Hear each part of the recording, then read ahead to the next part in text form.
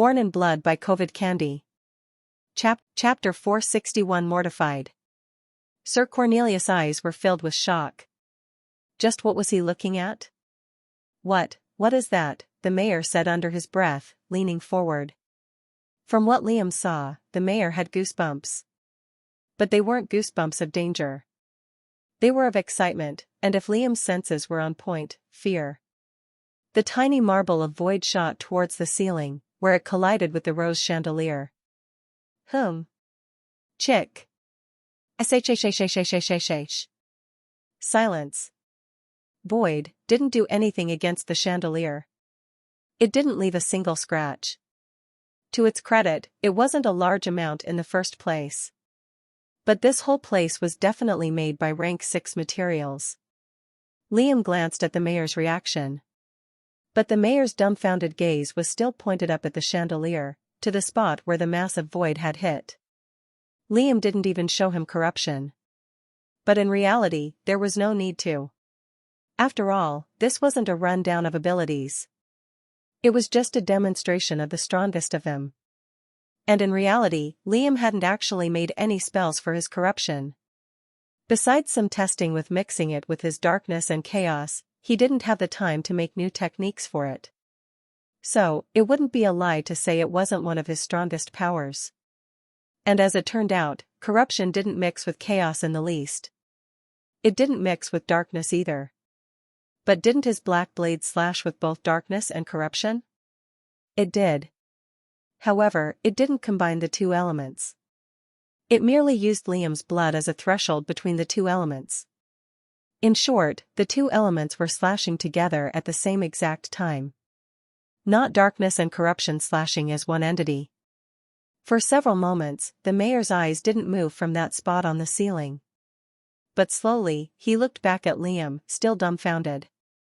Realizing how stupid he looked, the mayor coughed into his fist, adjusted his top hat and fixed the monocle on his eye. Ahem, my apologies, the mayor said. I've only been this, mortified 3 or 4 times before. The mayor sighed deeply. And I've lived for more than 2,100 years. Liam took that as a compliment. For a second, he wondered who the 3 or 4 might have been that terrified him to that extent. That said, Liam didn't know whether or not the mayor had seen anything similar to his chaos before.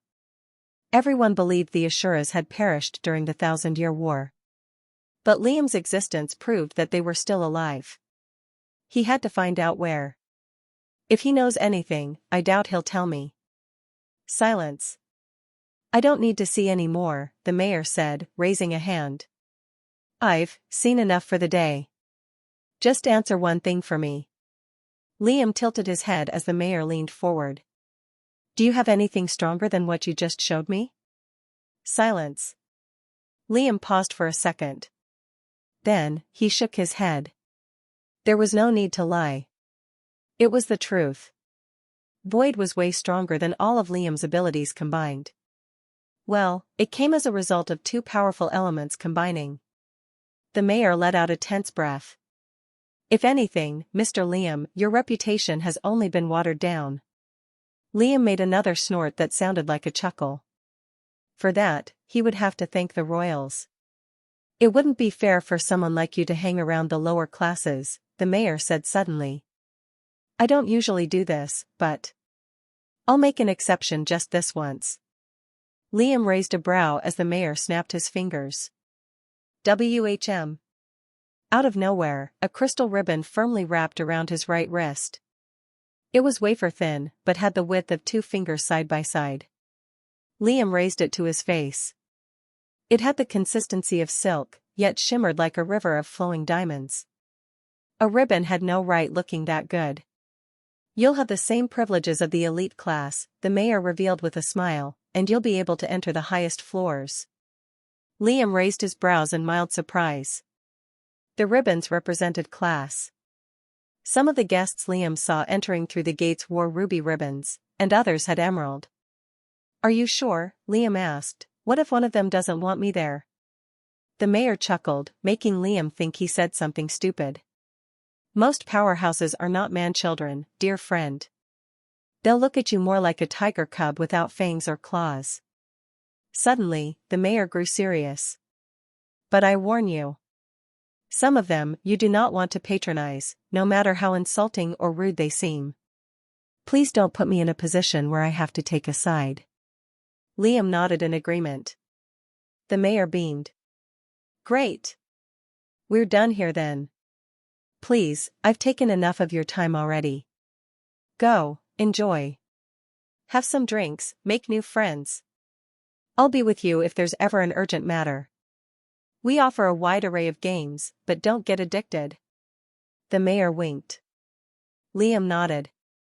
A moment later, Liam's surroundings changed in the blink of an eye.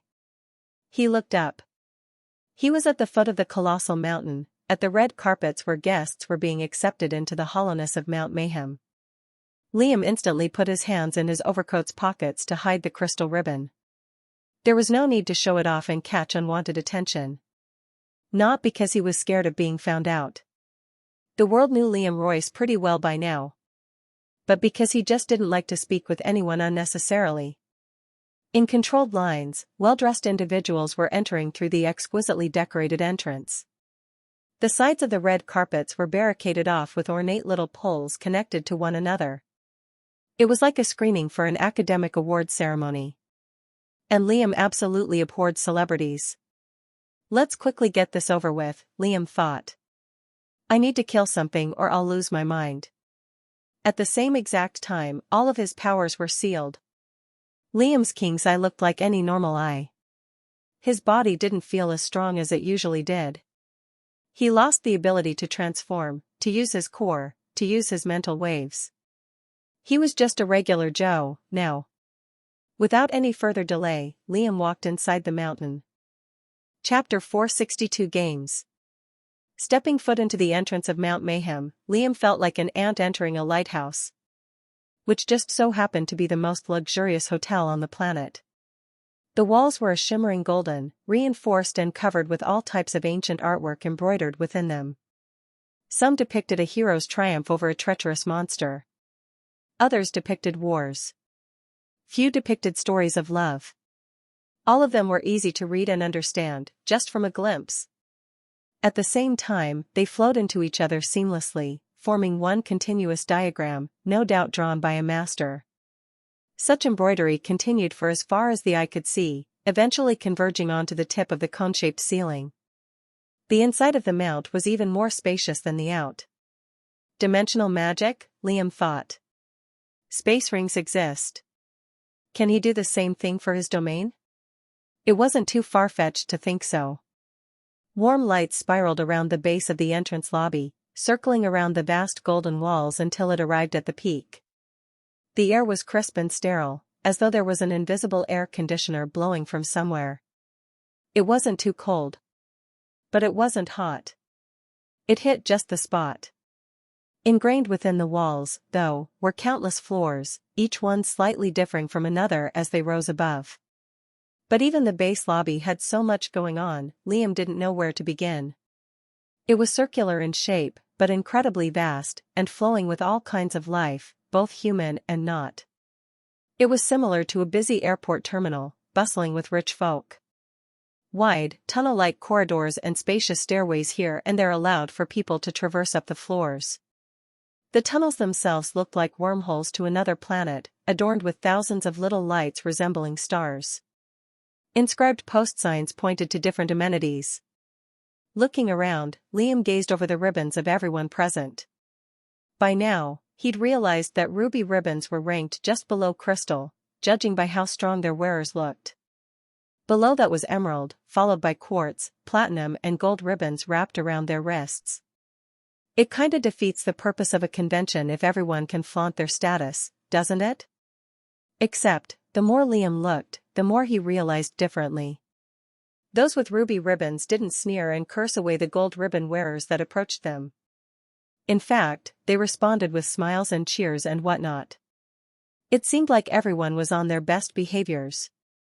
Liam had his crystal ribbon hidden, hence why nobody had approached him yet. They were probably wary of him being a gold ribbon wearer or something. Did he forget to tell me something? Liam thought. Or is it the threat of expulsion that scares them so much? Probably the latter. One had to remember that not everyone in the cultivation world was as used to seeing powerhouses as Liam was. He seemed to always get in trouble with them. The warning that Cornelius had given the rest probably sounded much more menacing than how Liam perceived it. Plus, they desperately wanted to feel important. There's no way all these people are so important, Liam thought. Maybe important for their level of power. The king of a small country was not the same as the. Nevertheless, now was not the time to dwell on needless things. Glancing around, Liam didn't see anyone familiar, but he could tell who was a zenith and who wasn't. Although his centers of power were sealed, Liam could instantly tell who was strong and who was weak. Just vaguely, though.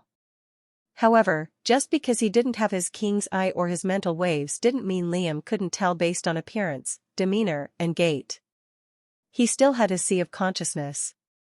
His brain was still capable of instantaneous, rapid thought and deduction. A polished swordsman could tell how a person fought just by looking at his gait. Physical fighters often walked with long, strong steps, and their shoulders seemed to be in parallel harmony with their feet.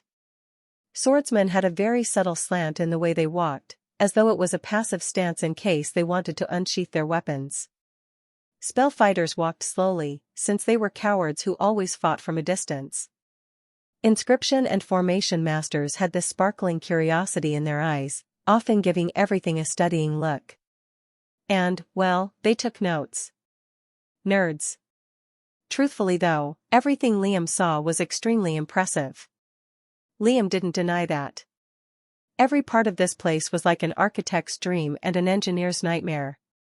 But to be fair, luxury was not a thing he chased, nor cared about. As in, he really didn't care.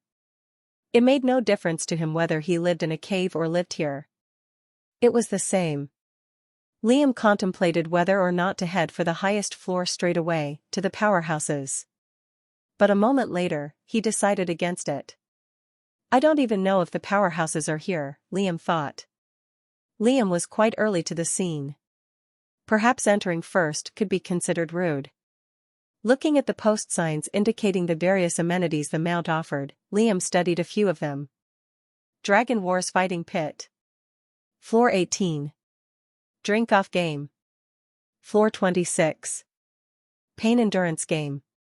Floor 60. Race to the Peak. Floor 230. Aquarium. Floor 90. Terrarium. Floor 130. World Village. Floor 13. Liam hummed to himself. There were hundreds upon hundreds of floors, each one offering a different service of some kind. Drinks, food and entertainment. So much so, Liam would definitely be unable to visit them all. Interesting. So this is what the mayor meant by having fun. Liam slightly narrowed his eyes. Where's the killing game? Or Death Island? I don't think I'll find anything more fun than that. As he stood idly for a prolonged period of time, a few people eventually took notice of Liam. Is that him? What's he wearing? As though a spark was lit, more people looked at him like they'd seen a mythical creature or something. The descriptions I've heard are so wrong, a middle-aged woman said. Who was it that said he was one-eyed and uglier than a goblin? Liam's lip subtly twitched. Chapter 463 Firehead.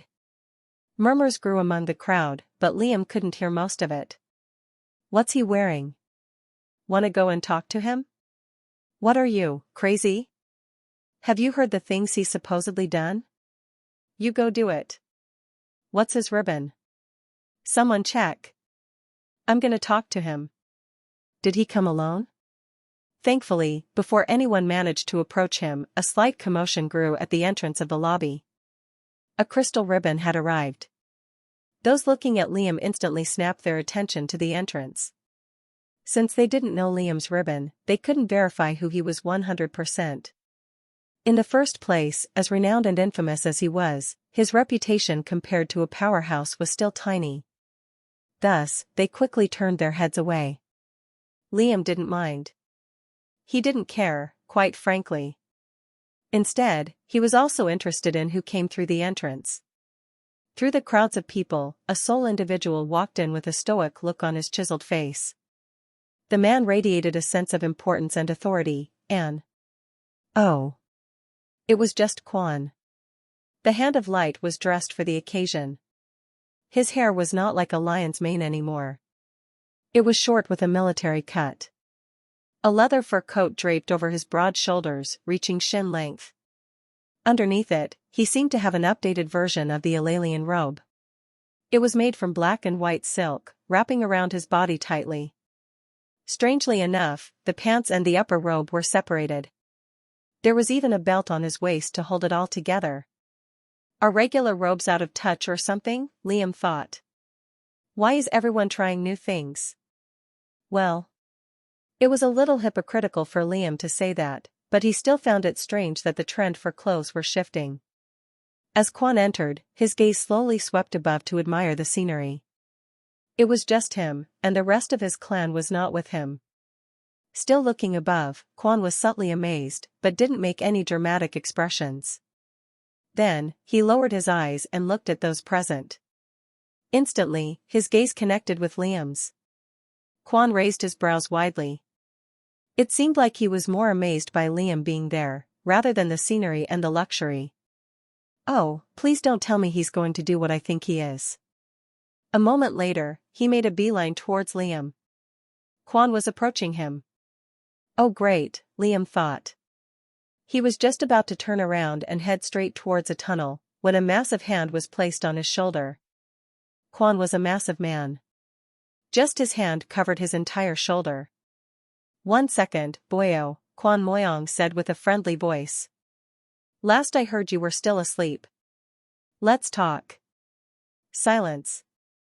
Liam didn't look back instantly.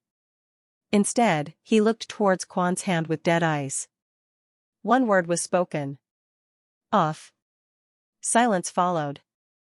Liam's words were quiet enough that those nearby didn't hear it. It was also spoken under his lip, and they couldn't read what he said. 2 seconds of quiet passed. Slowly, the hand was removed, and Liam glanced backwards. Quan had a slightly cold smile on his stony face. Hand of Light knew Liam said what he said without humiliating him. Liam said it under his lip on purpose. And he said it quietly so no one could hear. If that wasn't the case, the situation could go from bad to worse. Onlookers always created pressure around a situation and made it worse. And after that, it could only derail into a mess that Liam honestly didn't want to deal with. But if there was no one nearby, Liam probably would have bit the powerhouse's hand. Just then, Quan rubbed his crystal ribbon. The air around Liam and Quan grew silent and blurry, separating them from the crowds. They were in an isolation barrier. Liam inwardly frowned. He didn't tell me there was a function like that. I see my son's effect on you, Quan said with a serious voice. Now you know why I exiled him. Liam scoffed lightly, then laughed for a second. Father of the Year. Have a bad son? Just exile him. He'll learn, that pesky little brat. Quan frowned darkly. You've grown quite the ego, boyo. Think Alucard will run to save you when I arrive at your doorstep? Nah, Liam said. But he'd have a good excuse to arrive at yours. Liam grinned maliciously and leaned forward. Wanna give it to him? There was a long pause. A moment later, Quan burst into laughter. He slapped Liam's shoulder heavily repeatedly. Liam inwardly grimaced, but kept a neutral face. You have grit, boyo, Quan said, but grew serious. But there's a fine line between bravery and idiocy. Watch your step.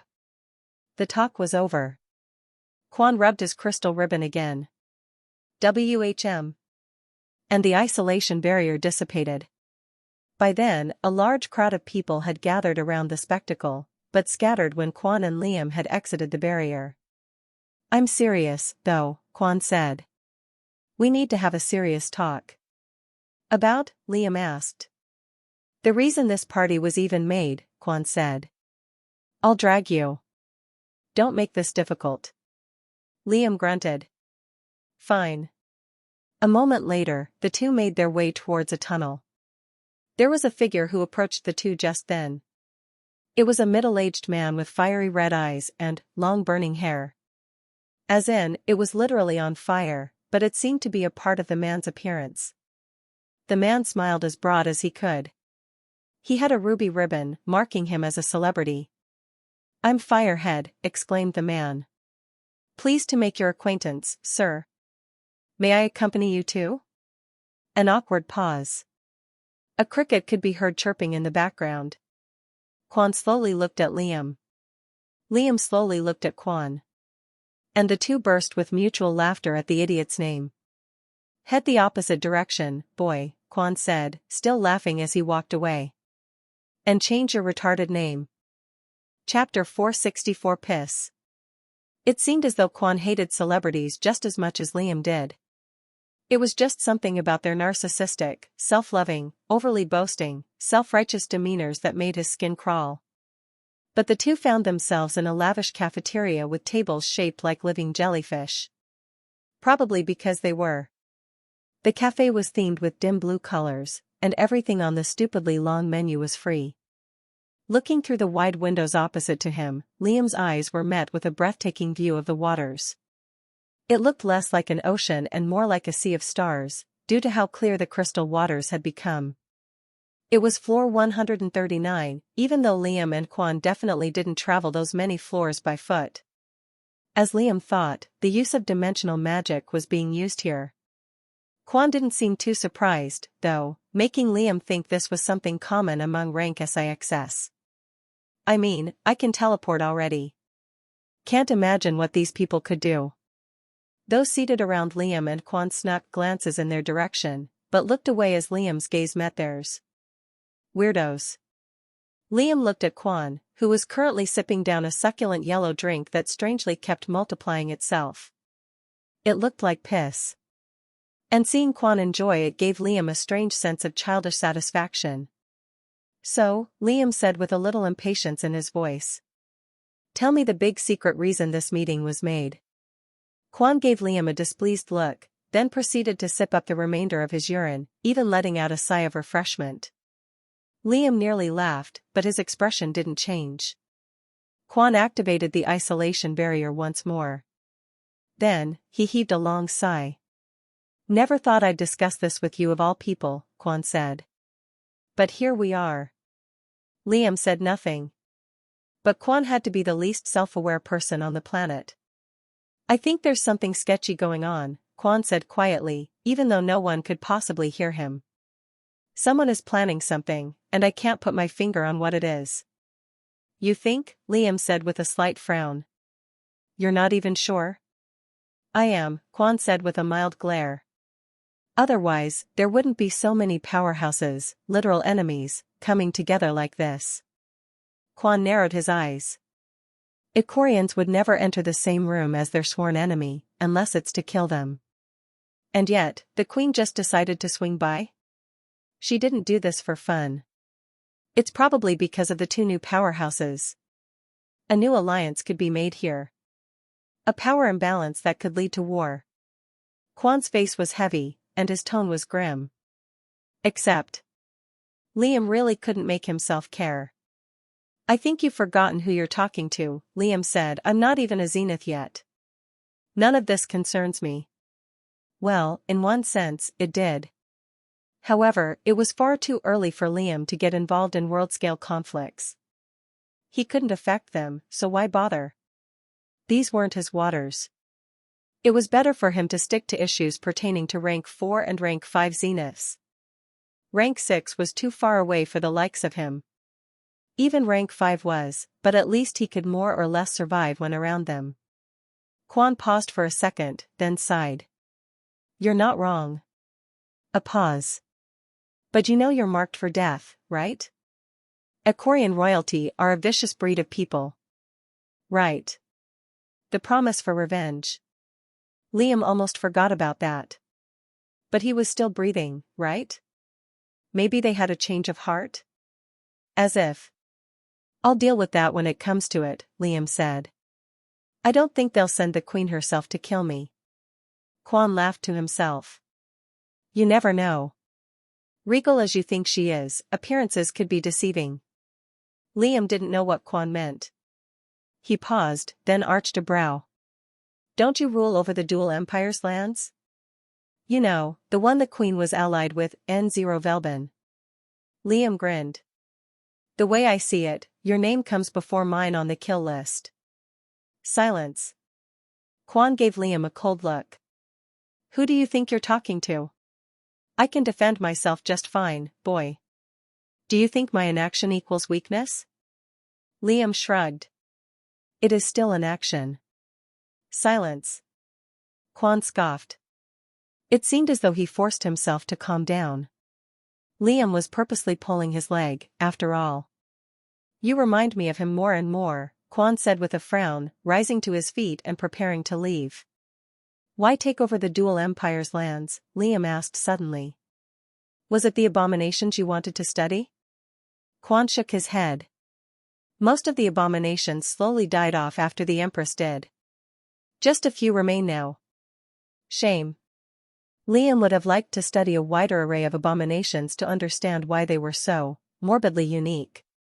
But there were a good number of Fearists that joined the temple. He could still analyze them, albeit on a weaker scale. He probably enslaved 1 or 2 rank 6 abominations, Liam thought. Lucky dog. But now, it was never about the lands themselves, Quan said, then paused for 1 second. It's about where the lands themselves are. Liam raised his brows slightly. You know nothing, boyo. Nothing at all. The talk was over. The isolation barrier puffed out, and Quan left without another word. Probably to look for other powerhouses or places of interest. How rude. Politicians, Liam sneered. Just as vile as celebrities. Just then, Liam felt a pair of eyes on his figure. His gaze snapped around, but there was no one there, and the feeling disappeared. If it was just any other pair of eyes, Liam would have dismissed them. People snuck glances now and again. But he could feel something strange behind this pair. Was it killing intent? Or something else? He didn't know. Having his powers sealed, even momentarily, frustrated Liam to no end. It was like having a scratch that you couldn't itch. They're still watching me from somewhere, Liam thought. Where? Before he could root out where the gaze came from, a massive form circled the waters in the distance. Chapter 465 Stalker. Walking over to the window side of the cafeteria, Liam watched as a sea creature the length of 2 buildings arrived at the island. It was an octopus.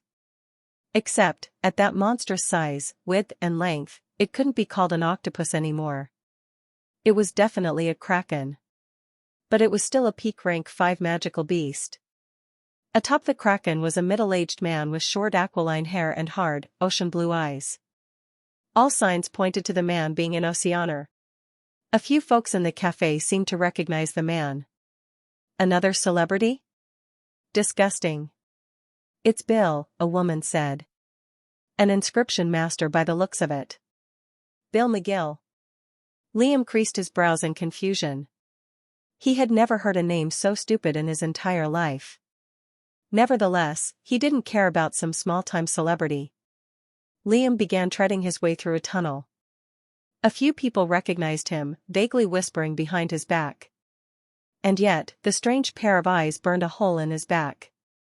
Liam turned around. Silence and a few faces met his gaze. But the strange feeling was gone. Am I being stalked? Liam thought with confusion. Who? Liam turned around and continued on his path like normal. Was he being paranoid? No. He was definitely being followed. But there were so many ways to root out a stalker. Why rush? Maybe they'll stop being shy and show themselves by then. Until then, Liam wanted to find someone actually useful to talk to. Like a forge master, inscription master, a formationer or otherwise. N.Velb1N. If they shared the same methods of inscribing as him, such as using blood as a medium, perhaps Liam could exchange a few pointers with them. The man paused for a second, then laughed. You have the characteristics of one. Look like a swordsman, too. Got a piece you could show me? Now that Liam had a closer look, the man had a ruby ribbon, while most of the other forge masters present had emerald and below. This was no normal individual, it seemed. Liam paused for a second, then rubbed his ribbon, activating the isolation barrier. As the air turned blurry, the old man raised a brow. He didn't tell me it had something like that, he frowned. When it formed entirely, Liam unsheathed the odachi from his space ring. Space rings were still allowed under the premises. Weapons too, it seemed at first glance, but when Liam ran a finger across the black blade's edge, it didn't draw any blood. At the same time, he couldn't use his sword connection and speak to his swords. The formations here were incredibly restrictive and protective, after all. Liam outstretched his black blade to the old man, who grabbed it by the hilt and examined it with an interested look. He expressed a bit of surprise. "Magical beast parts?" he asked. Liam nodded. "Indeed." The man hummed to himself. "Not bad, not bad. You've layered its edge 5 times?" Liam nodded. Layering was when Liam used the same material over and over, while condensing it as he forged the weapon. 5 times was the limit he had done with the black blade. Any more, and it would have broken. The old man guessed it with just his normal eyesight, which even Liam wouldn't be able to do. You could have gone for 7 or 8. Tell me, though, why is this sword so plain? Liam's lips twitched. Huh? The old man laughed, displaying a few missing teeth.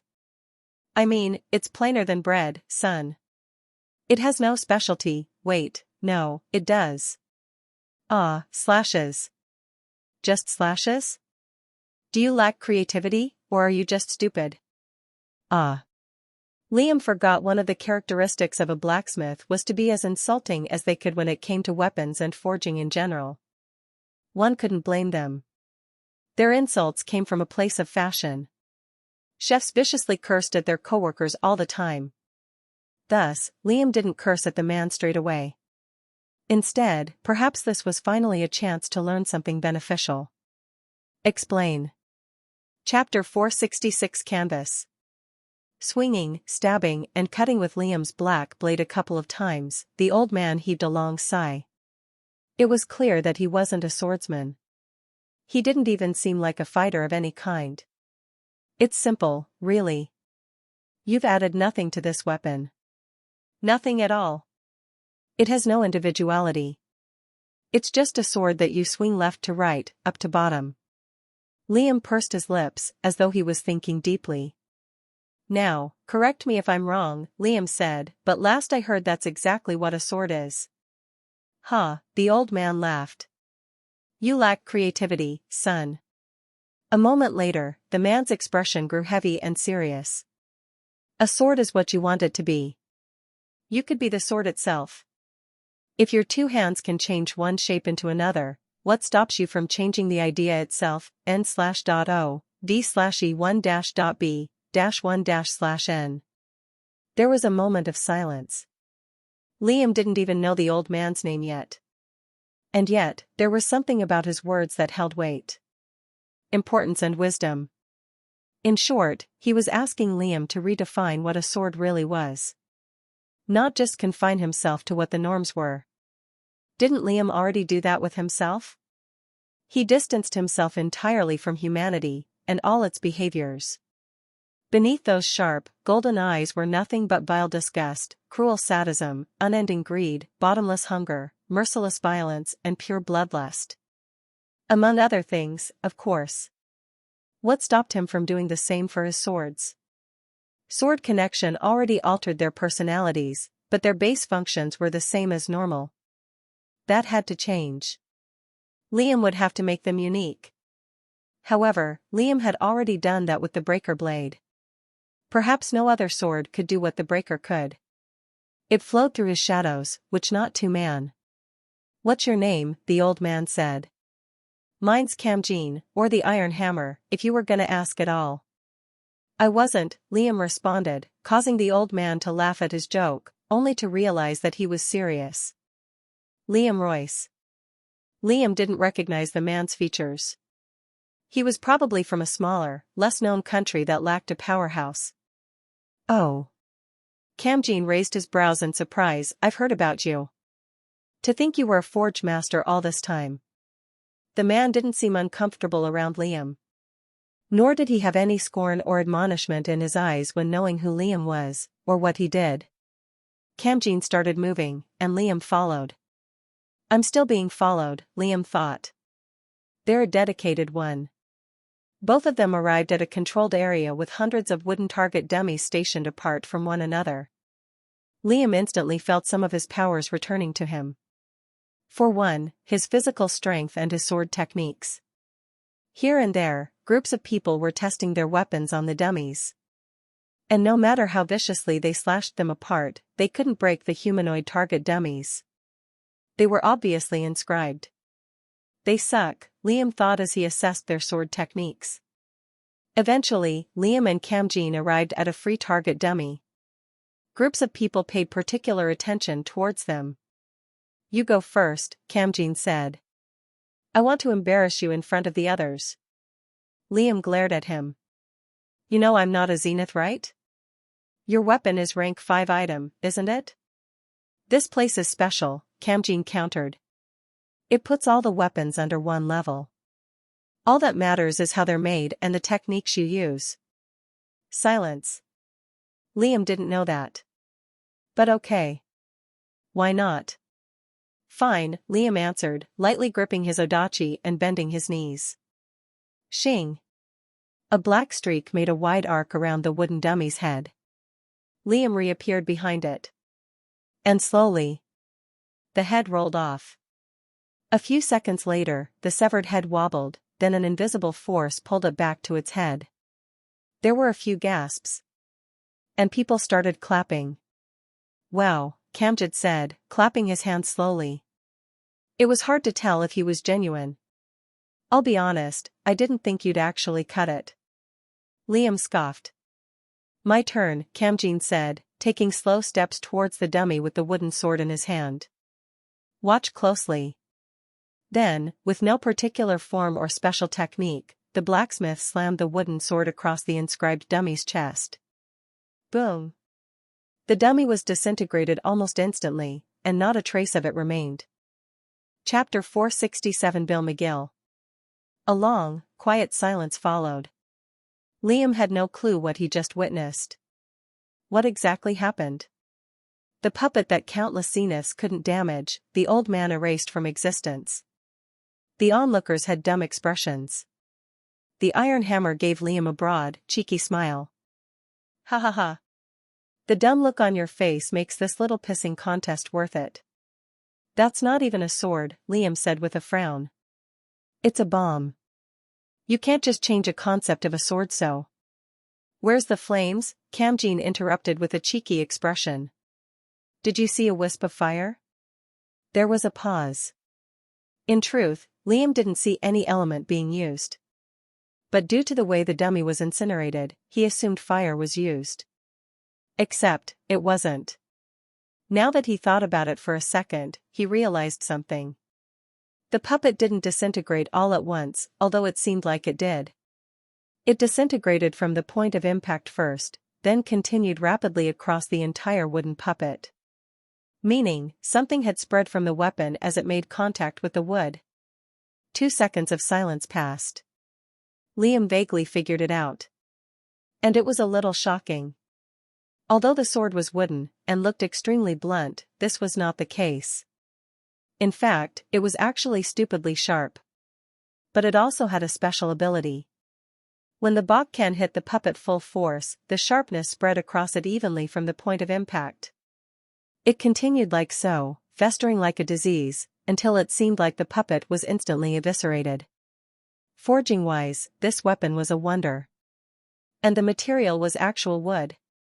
Other than being more durable than regular materials, it wasn't special or magical in any way. That meant that the sharpness was made through pure meanings alone. It's not even enhanced with inscriptions, Liam thought. Everything is imbued within the weapon itself. Go on, Kamjin said with a cheeky smirk, storing the wooden sword. Hold back no praise. I'll wait. Liam scoffed in slight disdain. At least, from humanity. Liam wanted to distance himself from politics. In fact, he was thinking he could give the reins to Jargon or Virium or Jane for a while. Maybe go back to his roots as a lone cultivator. Forming a path wasn't a group activity, after all. The less effect others had, the better. The aquarium was no doubt a gathering place for these kinds of people. Liam changed floors once again, and the environment changed from a smithy to a beautiful display of enclosed sea creatures, swimming this way and that through glass walls and huge tubes.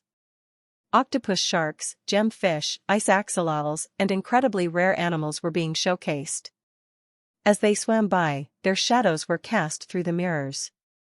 Tables were stationed here and there, overlooking the aquarium glass. People were freely socializing.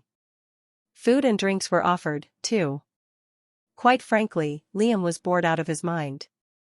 He wanted nothing more than to begin his path already. But here he was, not killing things. Sigh. Looking around, most of the tables were actually occupied. The aquarium was available to people of all ribbons, not just ruby or emerald. Liam looked left and right. Just then, he spotted a free table. And it was the only table that had just one person on it. The rest were all busy with groups talking to each other. But it was a person that Liam didn't really want to interact with. The person had an emerald ribbon, but that wasn't the problem. Is there no one else? Liam thought, his gaze sweeping the area. Liam sighed. Bill McGill it was. Carefully, Liam approached the man's table, putting on a socializing expression. As soon as the man saw Liam approach, he expressed mild surprise, then rose to his feet and spread his hands. Ah. Is that the infamous Reaper coming my way? Or is it finally my time? Liam smiled. Please, call me Liam. Mind if I sit down? I was hoping to ask you a few things. Of course not. Come, please. You were actually just the man I was looking for. Not knowing what that meant, Liam sat down opposite the smiling man. He ordered 2 drinks and looked back at Liam with a toothy smirk. Mr. Liam, have you ever invested in something? Chapter 468 Investment. Reclining comfortably on his barnacle-shaped chair, Liam crossed his legs and shook his head. Investment? Liam had never heard of that term in the cultivation world. Stocks didn't exist here. The only time you invested in something was when you put up money for a horse race or otherwise. What kind of investment are you talking about? Liam asked curiously. Bill McGill smiled cryptically. Just then, the drinks arrived, and he put one glass in front of Liam and gripped the other himself. The drinks looked translucent, but had an incredibly pungent odor. A whiff sharply stung Liam's nose. If you've never heard of me, you're probably wondering what it is I do, Bill said, then casually took a sip. Revolted, he glared at the glass of liquid. Ugh, disgusting. White brine doesn't taste like this. This is shark salt. Bill was complaining about his drink in typically entitled celebrity fashion. But what the heck did these Oceaners usually drink? Noticing Liam's strange expression, Bill shook his head and put the glass down, coughing into his fist. Never mind that.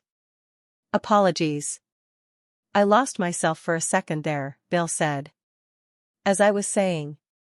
What my job is. Bill leaned closer and smiled slightly. I'm a problem solver. Not for the people above ground, no, I don't think their problems could be solved, in the first place.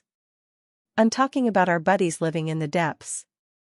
Liam raised a brow. Mermaids? What kind of sentient creatures live below the waters?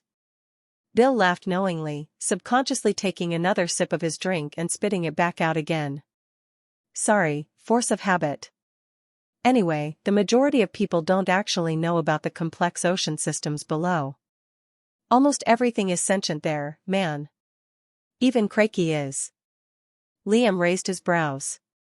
Till now, the only talking beasts he'd met were Kitsu and the talking messenger owl. Except, the former was a 1 in a million magical beast, and the latter wasn't even real. It was just a puppet made from the mayor's path. Liam arched a serious brow. Racism? Whoa, whoa. Not the skin color type, Bill corrected. As in, literal species differences. These sea friends of ours are more territorial than us humans, believe it or not. Although they live under one sea, they despise one another. In fact, most of the time, they wage war over the stupidest things. They've separated themselves into quadrants, which are basically miniature oceans, within the ocean. Bill leaned forward with a smile and steepled his fingers. But that's where I come in, friend. My organization, the Nautilus Oceanic Company Limited, or NOCL for short, provides protection and safety for those who can afford it. Now, Liam was seriously taken aback. What kind of shenanigans did Oceaners get into? I arrange secret meetings between enemies, provide 24/7 protection for smaller kingdoms, execute search and rescue for those held hostage by rogue Oceaners, and have other services, if you know what I mean. Bill winked. Silence. Heck, was that supposed to mean? Illegal stuff, Liam thought. Pretty sure the oceans are as lawless as the lands. For a second, Liam reassessed Bill McGill as a whole. He wasn't a celebrity. He was a CEO. That was, more or less the same thing. Are the oceans really that dangerous? Liam asked, a little surprised. It sounds worse than the lands above. It is worse, Bill confirmed. Much, much more cutthroat. For the past 200 years or so, the company has been flourishing exceptionally. Our branches have even spread across 4 total quadrants. From the enthusiastic tone Bill said that with, Liam assumed 4 quadrants were a lot. Suddenly, Bill's face grew severe, and his tone turned dark and quiet. The enthusiasm melted off, replaced with sinister concern. But I'm under pressure, Liam. Recently, a new organization, Aquafina Global, has been preying on my life's work. They want what's mine, and they're imitating all my methods. So much so, some of my clients have left me because of them. They came out of nowhere, and are probably led by a spineless prick too afraid to show his ugly face. Bill looked left and right, making sure no one heard his following words. Then, he leaned forward and whispered. Tell me, Reaper, are you as skilled in killing as they say you are? Chapter 469 Eyes. Hearing those words, Liam nearly laughed. A CEO of a renowned organization hiring an assassin to eliminate a rival competitor? Who could have seen that coming? In short, the Nautilus Oceanic Company Limited was no doubt a good idea. It was the perfect example of selling water to a thirsty man in the desert. However, the first person to invent something often had the most copycats. Although they weren't as renowned and authentic as the original thing, if backed by a powerful individual, could result in the opposite. Unfair as it might be, that was the way business went. The ocean was a dangerous place. By growing a protection service like Bill did, there had to be intricate planning and exceptional leadership involved. And Bill fit the bill. At the same time, there was something off with Bill's request. Why would he need Liam to kill someone for him when he was already a rank 5 zenith? Even his riding beast was a peak rank 5 kraken. Did Liam's infamy and reputation outgrow his actual strength? Propaganda was indeed a terrifying tool. Wait, don't give me an answer yet, Bill said, raising a hand and sighing. Sorry. I'm no murderer or anything, and I'm not saying you are either, haha. Liam raised a suspicious brow. Bill coughed into his fist and smiled wryly. Why can't you just deal with it yourself? Liam asked. It's not like you're unable. Bill shook his head. It seemed like the history between humans and fishkind was much more complicated than that. If Aquafina Global turns out to be run by a sapient sea creature after I eliminate them, then I can bid farewell to my entire business, Bill explained. No one will trust me anymore. I've reached where I am because of the trust I built with them. They like me. Somewhat, I think. Liam hummed to himself. This situation was indeed complicated. In the first place, I'm not actually telling you to kill anyone, Bill reassured with an awkward chuckle. That's more like a last resort sort of thing. This requires delicacy. A fragile silence hung over the air. Liam remained silent. The red flash was associated with the Icorians. Some new celebrity. So the Icorians are here, Liam thought after leaving the racing game. He didn't win any race. That means they're probably here. Liam grinned. I'll probably meet them. If they're important enough, of course. Just then, two familiar figures appeared on the same floor Liam was on. The first was a beautiful violet-haired woman wearing a long overcoat. She had purple eyes, the iris of which was vertical.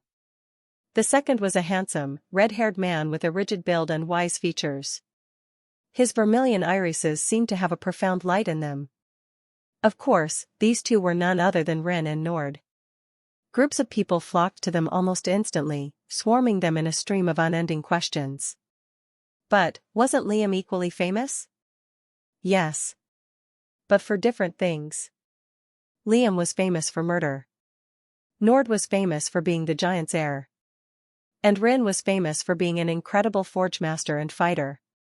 Nord had a ruby ribbon. And, strangely, Rin had a crystal. That was strange. Liam chuckled to himself. The two didn't notice him, but Liam was out of there.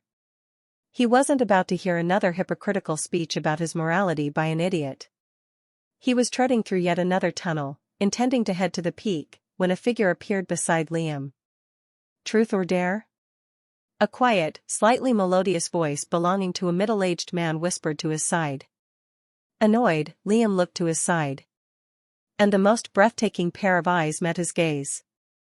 It was as though the two irises consisted of thousands of little cogs made from a priceless sapphire, functioning in hypnotizing harmony.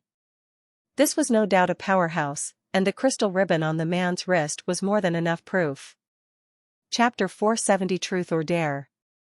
Liam was hypnotized by the eyes for several seconds, before he forced his vision to constrict, revealing the rest of the man's attire.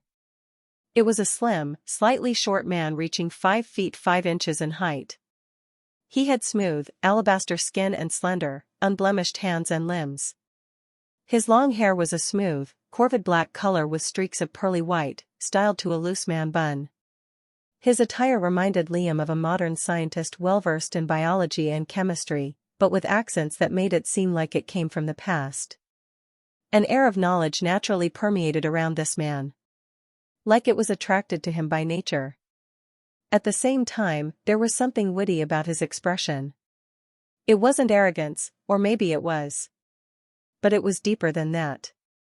It was like this person knew that he was better than everyone, and nothing one did could convince him otherwise. Even Liam felt like he was just a subject in the man's hypnotizing gaze. It was certain. With the eyes. With the aura of knowledge. With the attire. It was him. Eyes of knowledge. And? He asked Liam for a game of truth or dare? Why him? Why so suddenly? Was there a deeper plot involved? Was Liam being tested? 1 second of silence passed. Any rules, was all Liam asked. Eyes of knowledge grinned. His teeth were sparkling white. And they were slightly sharper compared to regular teeth. A tiny glass orb appeared in the inscription master's hand. The orb will dictate whether it's in your ability or not. It's built with fairness in mind. Slowly, the orb went green. Bingo, baby. Eyes of knowledge grinned coldly. Analogies and studying with aura. You visualize your goal, understand it, then put it to practice. What do analogies have to do with anything? Liam asked, burning the powerhouse's words into memory. But Eyes of Knowledge said nothing. Right. This was still a game. Another round? Eyes asked, and Liam nodded. Except this time, we choose each other's options. That was a curveball, but whatever. It was even better for Liam, since all he wanted from the powerhouse was for him to choose truth. Who better to give advice than a powerhouse? What use was a dare? A simple party trick that garnered some laughs, that was all. You go first, Eyes of Knowledge said. I'll follow. Liam was a little confused as to why he was given precedence, but he couldn't complain. Truth, Liam said. What are the fastest ways to improve your path? All of Liam's questions were about the path. What else? In the zenith ranks, that's all that really mattered. The orb went green, not interjecting to Liam's request. Eyes of Knowledge rolled his eyes in annoyance. What am I, your teacher? Despite sighing over and over, the powerhouse didn't withhold his answer. Environments and hardship help. Try to find locations that bring you closer to what you want to know, and don't receive any support. Liam burned the words into his memory. No doubt, these were valuable pieces of knowledge. If Liam was told otherwise, he'd probably ask the temple to help him do everything, not knowing what a detriment it was to his comprehension. Hardship and pain always brought development. Why hadn't Liam seen that till now? This man is a gold mine, Liam thought, hiding a smile. This is probably the best thing that's gonna come out of this little party. And like pieces of the puzzle clicking into place, he realized why the rulers of countries were so disconnected from their people. They were useless to them. Politics and everything else was a mere hindrance to their paths. My turn, Eyes of Knowledge said calmly. I dare you to. There was a pause, and just then, a figure appeared on the same floor as them. Eyes of Knowledge's eyes sparkled with a sinister light as he saw who it was. Liam's focus shifted towards the entrance, and a bad feeling grew in his chest. Oh no. This wasn't a good idea. Eyes of Knowledge finished his sentence with a muffled giggle. Declare your love for the Aquarian Queen. Chapter 471 Challenger. The person who arrived at the same floor as them was none other than the Queen of Aquaria herself. She wore an eye-dazzling, graceful white dress made from silk-like threads that covered her shoulder to ankle, leaving her sparkling, shin-height silver hair in full view. Her icy silver eyes half-drooped, as though everything was uninteresting and not worth her time. A tiny golden crown sat on the top of her head, glistening like the priceless treasure it was. Her presence overwhelmed the room. Some people just didn't know how to react, averting their gazes while sneaking glances at her direction. Quite frankly, the dress itself was not that special. It was Her Majesty's natural beauty that seemed to enamor the eyes. No one dared to approach. A moment later, she entered a rose-like booth that separated her from the masses, reserved only for crystal ribbons. A maid entered with her, and a curtain closed behind them. The floor Liam was on was a lavish restaurant on one of the upper floors. Just a few people were here, including the Red Flash, the Ice Witch and a few other big names. Only ruby ribbons were allowed here. Till now, Liam didn't have a shred of knowledge about what the Queen's powers entailed. But she was definitely dangerous. Piss off, Liam told Eyes of Knowledge rudely. No way that's fair. Except. The orb stagnated. It didn't show a color for several seconds, but after a tense pause, it turned green. Liam paused with a blank look on his face. All the while, Eyes of Knowledge continued giggling like the man-child genius he was. Liam wanted to accuse Eyes of Knowledge of cheating. But would the man really bother? A powerhouse, attempting to trick some small-time cultivator that had a slightly infamous reputation? Not likely. In the first place, an accusation wasn't a small thing. A likeness could be a son accusing his father of cheating with his mom, with no proof. A long, deafening silence descended upon the scene. Jaws fell open, dumbfounded. Despite everything, Liam's face was perfectly calm and monotone. His declaration didn't match his demeanor in the least. Even Eyes of Knowledge stopped giggling, limiting himself to an amused smile. The Queen herself had no visible reaction. Not a trace of emotion appeared on her face. Instead, her piercing eyes bore into Liam's very soul. He felt naked under those beautiful irises, which radiated supremacy. A second later, her eyes shifted focus from Liam to Eyes of Knowledge. This is a new low, Reiner, Queen.Darius said with a chillingly cold but reserved tone. Maybe it's time Nuren suffered another devastation. Her quiet voice was gentle, almost melodious to the ears. Inwardly, Liam felt pure gratitude. The queen wasn't dumb. She realized who the real criminal was. Except, Liam didn't recognize the term devastation. Judging by the name and the context it was used in, Liam deduced that it had something to do between Ikoria and Nurin. A war of some kind. Probably. Eyes of Knowledge raised his hands in surrender, still smiling playfully. Please, please, your majesty. All I had were good intentions. A challenger to my name cannot breathe the same air as me, the queen interrupted coldly, voice low but regal with authority. Let alone bitter my mood with their voice. The queen glared sharply at Liam, and if her powers weren't sealed, he'd probably die then and there. Why are you still here? Leave. Liam was more than happy to comply, and he wasn't really offended. The situation was already rotten to its core, and it wasn't going to get better with his presence there. Better leave before I get expelled. However, just as he turned to leave, another figure appeared opposite him. Dressed in an immaculate black and red suit, with ashen skin, crimson eyes, and a well-trimmed beard, the perfect person to make the situation worse had just arrived. This person, of course, was none other than Ucladd. There's more than just one challenger, young lady, the Blood Lord said with a cold tone. But they're not as compliant and suppressible. Silence. Chapter 472 Worse. As the three powerhouses found themselves on the same floor, the atmosphere tightened to a razor's edge. Alucard's presence forced Liam not to obey Queen Darius' command and leave. If he did, that'd probably make the Pasha look bad. And by extension, offended. Those who found themselves there of the non-powerhouse variety wanted nothing more than to leave, but they couldn't find the correct opportunity to do so. Instead, they lowered their heads and pretended they were busy eating or drinking. The air was too heavy. Liam wanted no part in this either, but not because he couldn't handle the rigid atmosphere. In reality, there was no secret pressure weighing against everyone's chest. With their strengths sealed, the powerhouses were just regular people as of now. It was just their psyche playing tricks on them. Liam, on the other hand, just couldn't be bothered making things worse for himself. All of this was just planting the bombs that would eventually explode in his face. Well, let's ride the waves and see where the tide takes us, Liam thought, but a bitter taste fell on his tongue. That sounds exactly like something Bill might say. In response to Alucard's accusation, Queen Darius remained quiet, not a trace of emotion in her eyes.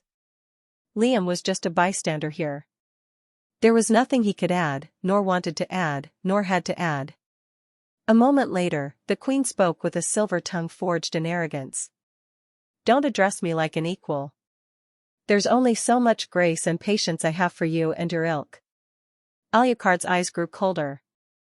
He laughed loudly, then sent her a condescending, reserved look. How quaint, coming from you. Your failing continent would have been a mass graveyard had it not been for my indifference. A brief silence followed. Like so, Eyes of Knowledge was also gone, giggling as he entered a tunnel. I'll make him suffer, Liam thought. I just know I will. There was no way that Reiner actually forgot Liam's name. He was just a massive prick. Now, just Liam and Alucard remained. Apologies, Alucard said to Liam as the two approached a table to sit on. I would have preferred not to involve you in such matters, but, well, there's no realistic way to avoid it. I understand, Liam said with a sigh, sitting opposite the Vampire King. I just wish this didn't come so soon. There was a slight pause as Alucard raised his brow. I think you've misinterpreted something, Alucard said, gesturing for a maid to bring them 2 drinks. Oh, Liam said. Despite her haughty words, the queen has been inactive for centuries. You don't have to worry about a cataclysmic war taking place so soon. So soon. So it'll eventually come, Liam thought with an inward laugh. How reassuring. These matters are complicated, Alucard said, accepting a pair of blood-red drinks a maid brought over. I'll worry about them for now, right? I sent you a message to let me know when you're awake, Alucard said, pushing a glass to Liam. Did you not receive it? Oh, right, I did, Liam said, as though just remembering. Sorry. I got caught up in work. 6.5 years of being asleep took a toll on me. Liam grabbed the glass and took a small sip. It was berry juice. Of course, what Liam said was only a half-truth. Obviously, he remembered Alucard's request to talk, but he was busy and needed to polish his newfound abilities. Alucard nodded understandingly, then paused for a second, giving Liam a scrutinizing look. It looked like he wanted to ask about what exactly Liam did in his self-tribulation, but he chose not to. It may come off as rude or overbearing if he did so. It seems like the 6 years have changed you, Alucard said with a small smile. For the better, of course. Liam chuckled under his breath. Or for the worse. Chapter 473 Crazy. After expressing a bit of interest initially about Liam's change in personality, Alucard chose not to delve into it any further. It seemed like this chat really was just an up-to-date talk. What do you plan on doing next? Alucard asked after a while. I suppose this is when you begin your path, is it? Liam raised a brow. Was Alucard's path somehow different? Was it a race issue? I thought all zeniths had paths, Liam asked the Vampire King in a roundabout way. Alucard chuckled a bit at Liam's lack of knowledge. Then, his tone grew a little more serious. Not that simple, Alucard explained. Races have their own peculiarities that aren't found in other species. For my kind, our blood naturally does the work. It's not as arduous and labor-heavy in comparison to humans, but it's not as precise either. Liam paused for a second. Did that mean? You can't control what you want to become? And, does that mean all you have to do to get to the celestial ranks is just sit around? Silence. Alucard grinned cryptically, choosing not to answer. Who knows, if that was the case, Alucard was basically guaranteed celestial status if he just remained alive. That was unheard of. Liam was just a tiny bit jealous. Except, there was a catch. And for that reason, Liam would ultimately prefer not to be in Alucard's place. The catch was simple. If Liam was unable to choose what his path entailed, nor add anything to it, then what was the point of cultivating? The same couldn't be said for vampires, since they all shared basically the same element and whatnot. But that obviously left them in a disadvantageous position against the humans, who could alter and grow their paths however they wanted. The oppositions got it out for him too, Liam thought with a laugh. Good. I don't feel as left out anymore. Alucard glanced at Liam from the side. But you? Alucard said, pausing with a strange expression on his face, I don't reckon you are a human. A terse silence accompanied Alucard's statement. This was the first time race was ever mentioned between the two. Why now? How strange. Hi. Ah. It was another one of those. Liam gave her a dead look. You are, who exactly? Why were you trailing me for so damn long? The woman hid her face. I am sorry, I just couldn't find the correct time. Liam clicked his tongue lightly. Quite frankly, he didn't like the blushy kind of people that weren't direct with whatever they wanted to say. What do you want? Liam said bluntly. After a short pause, the woman took out her book and laid it in front of Liam. I'm just a very big fan, the woman said, lowering her gaze and flipping through the pages of her book. Please don't be weirded out or anything. Weird thing to say, but okay. Liam grabbed the book and flipped through the first page. The only thing he saw were the words, Liam Royce, in wide, blotched letters. Liam furrowed his brows lightly. Okay, a little weirder. Liam flipped through another page. Then another, and another, and another, quickening his pace. And the more Liam saw, the more his eyes widened in confusion, shock and sheer bewilderment. This book had crazy psychotic tendencies written all over it. It was filled with incredibly precise details of Liam's life. Not only that, there were countless drawings of him doing various poses. There were also statements from those who served in the academy at the same time as him. As he continued flipping, he eventually got to the latest page, where it was another drawing of him donning his suit. The ink was inscribed, and the drawings themselves looked animated. Slowly, Liam lowered the book and looked at the woman, piercing her soul with his eyes. Who are you? Chapter 474 Hair. Face to face with the unknown stranger who knew him in such detail, Liam felt incredibly weirded out. He wasn't afraid or anything. The woman before him didn't look too strong. She looked like an inscription master judging by her book and pen, both of which were heavily inscribed. The pages weren't just filled with pictures of Liam. There were also formation diagrams and complex systems that Liam took a glimpse of. Is she a rank 5 zenith or what? Liam thought. And why was she so damn obsessed with him? One had to be sick in the head to love an unhinged, murderous maniac hungry for power. Especially to such an unhealthy, sick degree. Blushing, the woman lowered her head. My name is Valerie. I'm just a very big fan. I'm so glad to finally speak to you like this. Her tone was reserved and timid, but Liam knew what crazy people looked like. This was one of them. Say, can I have a lock of your hair? Valerie said enthusiastically with a broad, sunny smile, showcasing her sharp canines. I promise not to do anything weird with it. Yup. Definitely sane. Liam gave her a heavy look. Continue reading on. Ringed around her obsessive eyes were dark circles, as though she hadn't slept for a very long time. She looked like the type to reside in the corner of the classroom. In short, she was a total creep. Where do you even know me from? Liam asked her. I've never seen you in my entire life. Valerie blushed a little again, idly fiddling with her fingers, sharp nails painted black. I was there when you fought as the blood demon, back in Ikoria. I watched as you were bloodied, marred in wounds head to toe, and yet you still won. The woman's tone grew enthusiastic.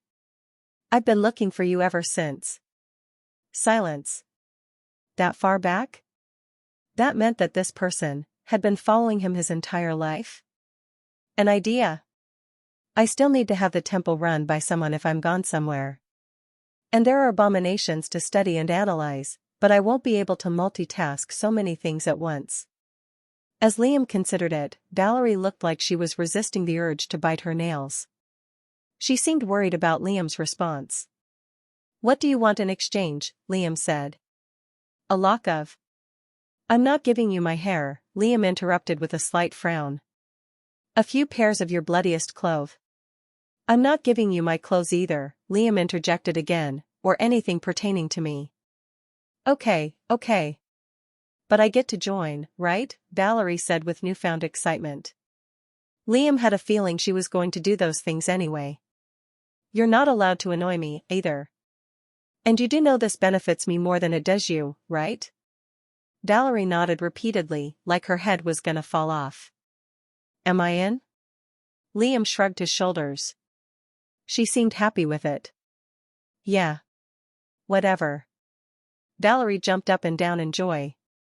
Liam honestly questioned her age. Zeniths were supposed to be old and wise, yet this one was anything but.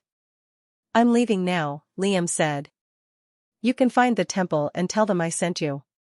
Can I come with you on the dragon instead? Valerie asked pleadingly. No, Liam responded instantly. You can walk. Despite the harshness in Liam's voice, Valerie just blushed in response, albeit a little bit sad. What a strange creature, Liam thought. Then, he made a beeline for the tunnel that led to the peak of the floor.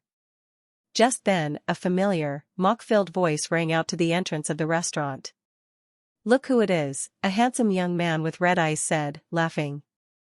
The desperate loser that confessed to the queen. Liam looked at the source of the voice, letting out a tired sigh. It was none other than Nord and Rin. Liam was about to retort just then, but chose to remain silent. At times, silence stung more than hurtful words. Chapter 475 Test of Courage. Liam said nothing. He genuinely didn't care. Nord looked at Liam with dark eyes and a malicious grin. But Liam didn't. Instead, he ran a hand through his hair, flashing the crystal ribbon on his wrist. Nord grimaced, since he only had a ruby ribbon. Valerie gave Nord and Rin a dead-eyed look. All the joy on her face was gone, replaced with chilling malice. A loyal hound, Liam thought. How nice. A second later, Liam turned around, and just left. Just like that. Nord looked a bit dumbfounded, but he frowned heavily a second later. He was being ignored. And Liam's expression didn't change. Rin chuckled to herself, then made her way to the peak floors, too. Besides them and a few maids, the tunnel leading to the upper floors was empty. This was where the real important people convention was. The crystal ribbons. Liam felt two pairs of eyes burning into his back as he left the floor. One of Nord's, and another of Valerie's. I think you're underestimating Nord a little too much, Rin said suddenly, appearing beside Liam as they walked side by side. He's not weak.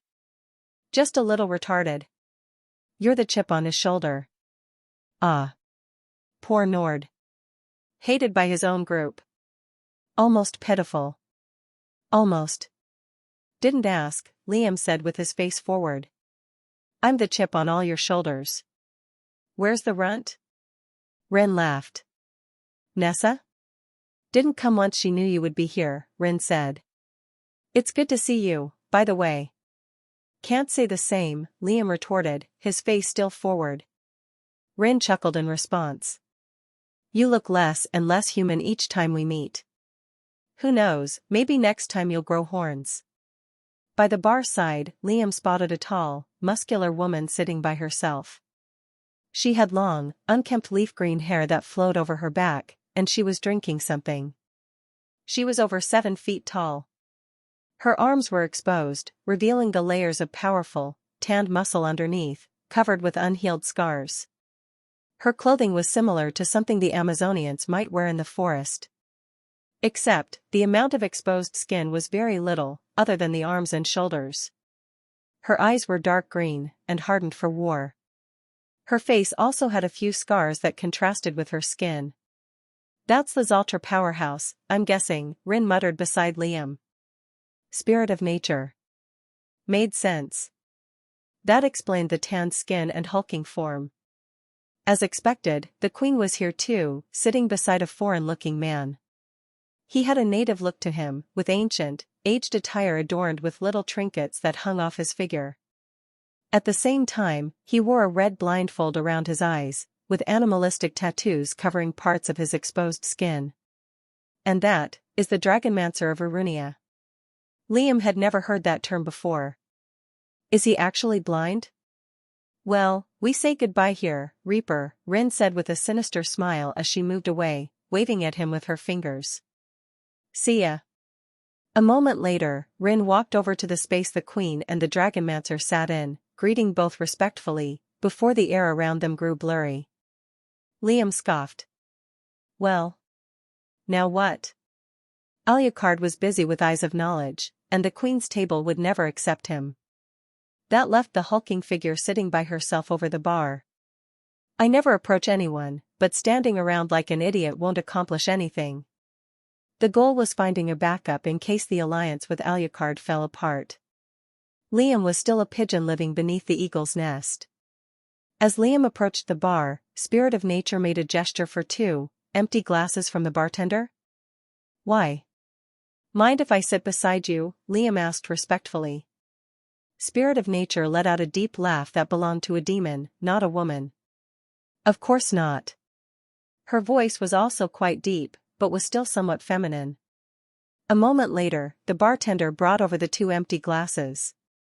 Just then, Spirit of Nature took out a strange, noxious vine from her ring, and squeezed its poisonous contents into the 2 glasses.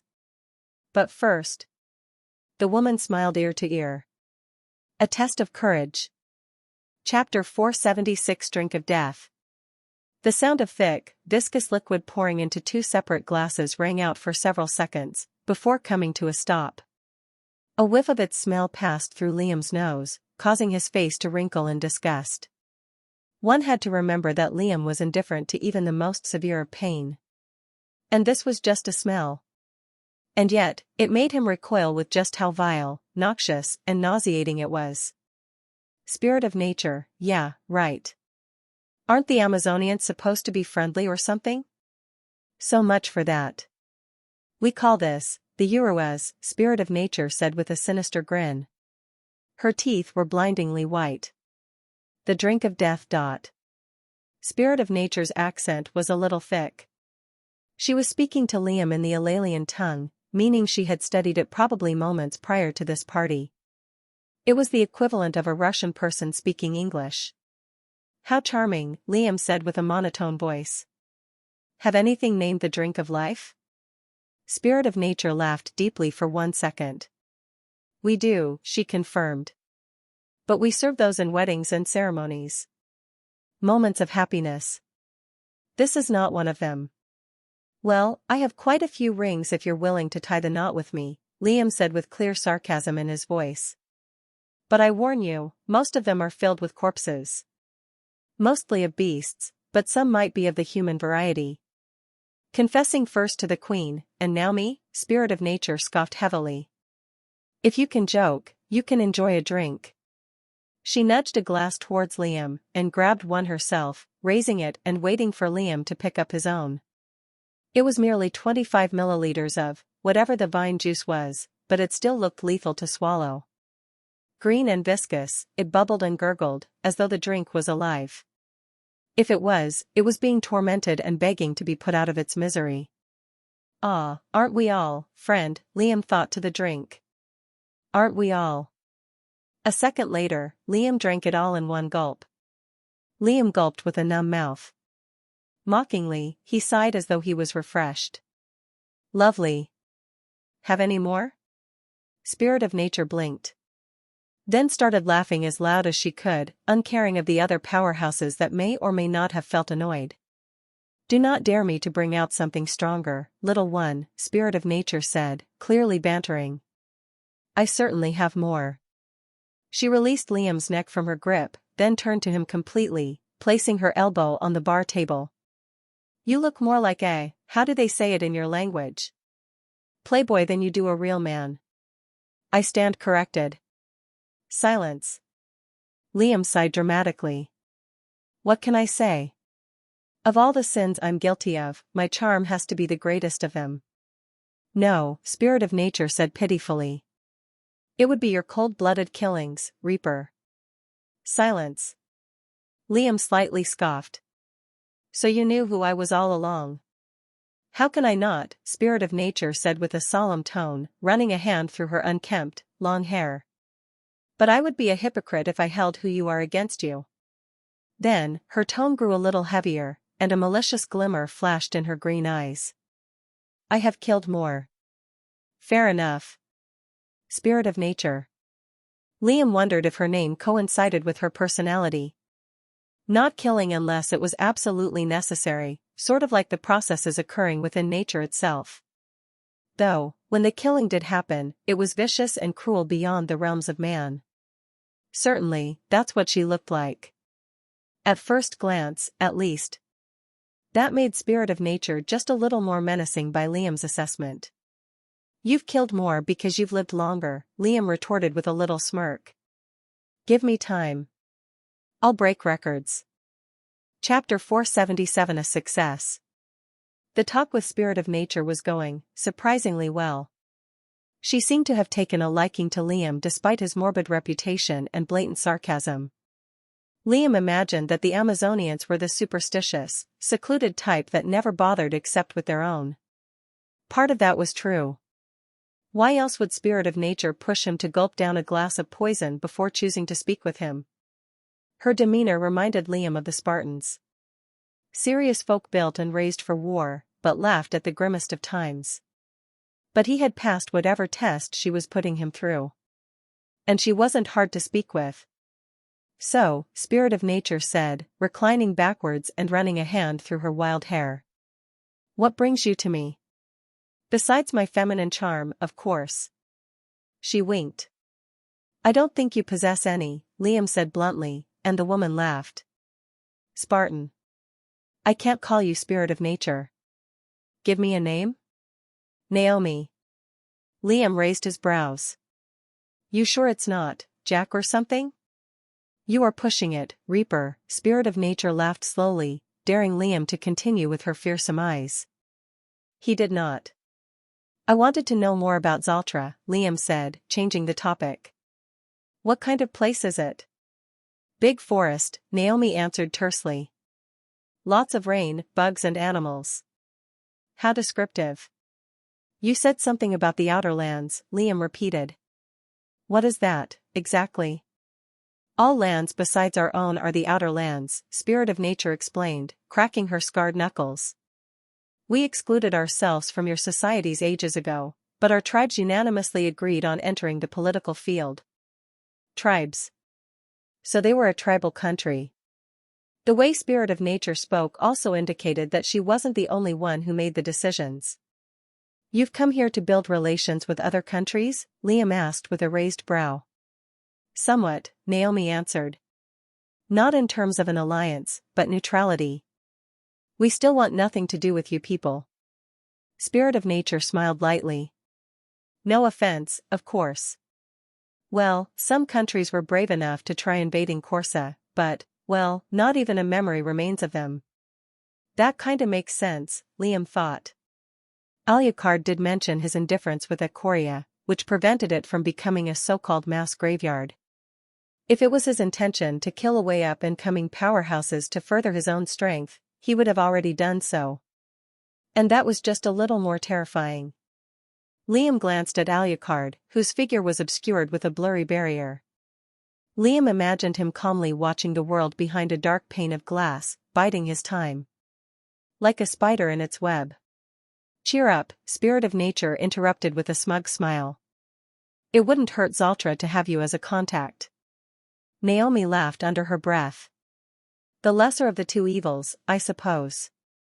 She had no clue. Thanks, Liam said. A few minutes passed after that, and there was no talk between them.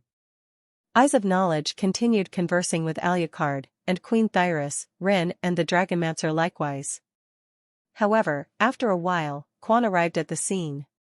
When his eyes met Liam and Naomi's, he raised his brows, but didn't approach. Instead, he chose a private corner to sit at. What's his deal? Naomi asked with a disdained frown. And why am I being avoided? You were the second person to approach me the whole time I have been here. Liam raised her brow. Did you give the first person poison? Yeah, she said. I didn't force him to swallow it. He did it himself. So? Silence. Nothing, Liam said with a shrug. No reason at all. Maybe if you didn't look like you ate bricks for dinner, you'd be approachable. But in reality, Spirit of Nature was perhaps the weakest of all the powerhouses present. It was between the Dragonmankner and her, since both were new to being rank SIXS. Nevertheless, the talk was a success. Liam now had a crutch to lean on in case the alliance went up in smoke. A moment later, several figures entered through the tunnel one after the other. They were all here. Chapter 478 Adjudicator. Liam watched intently as several figures entered through the tunnel one after another. By then, Alucard, Eyes of Knowledge, the Queen and the Dragonmancer, had all dispelled their isolation barriers. The first person to walk in had bone-white hair, twisting into a single braid flowing across his back. His gait was incredibly haughty. It was like the world revolved around this individual. As though he had a gravitational field of his own. This was none other than the general. He was wearing an ornate general's coat, through which his square shoulders were outlined. Walking to his side was a sharp-eyed woman with long black hair. She walked with a certain grace and poise. Her sharp nails were also painted black, and the mark of a black, eclipsed moon was stamped in the center of her forehead. Some sort of tattoo. Their eyes didn't even brush past the floor. They simply chose a private sitting area, and activated their isolation barrier. Naomi leaned in beside Liam and wrapped her arm against his neck. A little too close for his taste, and he resisted the urge to unsheath his black blade. But he didn't. It wouldn't cut anything, anyway. That's the general, eh? First time I've seen him, Spirit of Nature whispered, her breath smelling just a little bit like alcohol mixed with poison. He looks like quite the aged monster. Know the woman beside him? Liam asked quietly, just enough for no one to hear him. Spirit of Nature paused for a second. That must be, the Shadow Weaver. Now that the two were friends, if they could be called that, Spirit of Nature wouldn't mind sharing some of her knowledge. To my knowledge, Naomi said, she's an inscription master. One of the strongest. Not a powerhouse, but the general's right hand. Liam heaved a sigh of relief. For a second there, he thought that the Shadow Weaver was also a powerhouse. It was a testament to both the Imperial Legion and the Aquarians' forces that each of them had 2 crystal ribbons. Rin and the Queen. Shadow Weaver and the General. But obviously, the Shadow Weaver was way stronger than Rin. But the Imperial Legion's overall forces were small compared to the monstrous Aquarian royals. The sage having contact with the Queen isn't something too strange. He's probably the person who supplies them with pills and whatnot. Quan is sitting by himself for some strange reason. And I'm stuck with this person. So, as of now, the groups had split off into several. The General and the Shadow Weaver. Hand of Light, who sat by himself. Liam and Spirit of Nature. Ucladd and Eyes of Knowledge. The Queen, Rin, the Dragonmancer, and the Sage. The air was incredibly tense. Other than the piano playing in the background, there was no audible dialogue. Then, something sinister broke the silence. Clink. Clang. CLNQ. The sound of chains clanging against one another grew louder. One more figure had appeared. And it was perhaps the eeriest and strangest of them all. The first word that appeared in Liam's head when looking at them was chains. It was a tall, skinny woman with sunken cheeks and dark eyes. Long, black, spiked chains clanged and clinked as they dragged behind her. They were attached to her wrists, as though she was born with them. She had short hair and scary-looking, black and red tattoos riddled across her exposed arms, neck and face. With her presence alone, the room grew a little heavier, causing Liam to question whether or not her powers were really sealed. Strangely, she looked at Liam for a few seconds, her gaze flat, but undyingly powerful. It made Liam feel incredibly guilty. A second later, she made her way to Quan's table. Ah, there she is, Naomi whispered with a wary tone, as though she knew her. Never thought she would actually come. Who is that? Liam asked. Naomi leaned closer. The Adjudicator. Hapter 479 Vigilante. Liam raised a brow as he heard that name. Adjudicator meant someone who judged between people. That somewhat explained why Liam felt so guilty under her sunken eyes. It was as though he was being judged for all the crimes he'd committed. That's a long list, Liam thought. I wonder what her path allows her to do. Do you know her personally? Liam asked Spirit of Nature. No, she responded, then glared a little at Liam. You're asking too many questions, little boy. Don't think I don't notice your intentions. Liam gave her a sunny, innocent smile. Spirit of Nature shook her head, leaning backwards. She's just a mythical figure that appears now and again. I heard that despite her looks, she's a just, albeit strict person that judges between major world disputes if it gets to that point. A lookout for the weak, sort of thing. Liam furrowed his brows. That doesn't make sense. A little confused, Naomi gestured for Liam to continue. If that was the case, what about the hundreds of thousands of innocents that die every day? Not that he cared. He just knew that it didn't make sense. Spirit of Nature paused for a second, then burst into loud laughter, momentarily gathering the attention of all those present. She was wheezing like it was the funniest joke in the world, uncaring of the glare sent her way. Liam sighed tiredly. After a few seconds of wheezing and gasping for air, the laughter piped down. You misunderstand, Naomi said to Liam, still chuckling between words. She isn't some vigilante that fights petty crime. I didn't think you were that naive. Liam realized that his question was a little dumb, but he wasn't offended. Naomi paused for dramatic effect, then smiled smugly. She's there to make sure humanity itself isn't wiped out by some raging maniac with the power to pull it off. Other than that, she's antisocial and doesn't like to show herself. So Liam couldn't casually wipe out generations of innocent people on his whims? Damn you, adjudicator. Looking around, Liam realized that nobody else was coming. This was the full lineup of people. In total, there were 12 individuals present. They had to be given the utmost respect. Despite their banter and back and forths, it was impossible for the two to be equal to each other. Liam knew this. And Spirit of Nature knew this. Since Liam kept that in mind, Spirit of Nature gave him a smirk of approval. Why not? Naomi said with a smug look, slowly rising to her feet, revealing her towering form. Since you're so well behaved. Liam's eyeline was right, ahem. Right. Averting his gaze and making a beeline for Alucard's table, Spirit of Nature followed closely behind. The two sat side by side, opposite to Alucard and Eyes of Knowledge. Pleased to meet you, Miss Naomi, Alucard said with a smile. My apologies for not inviting you sooner. Me and Reiner were discussing something. Something? Liam wondered what. Spirit of Nature gave Alucard a similar smile. Likewise, and no worries. I was having a lovely chat with a little reaper here. Reiner giggled quietly like the man-child he was. Liam smiled faintly, but his eyes didn't.